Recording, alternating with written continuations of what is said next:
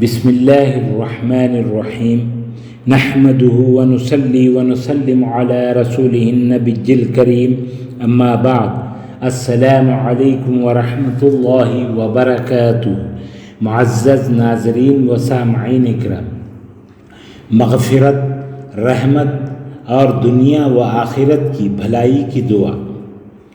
انت ولینا فاغفر لنا وارحمنا وانت خیر الغافرین واکتب لنا فی هذه الدنیا حسنۃ وفی الآخرۃ انا ہدنا الیک۔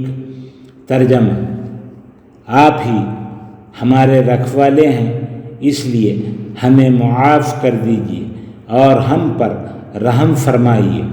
بے شک آپ سارے معاف کرنے والوں سے بہتر معاف کرنے والے ہیں، اور ہمارے لیے اس دنیا میں بھی بھلائی لکھ دیجیے اور آخرت میں بھی۔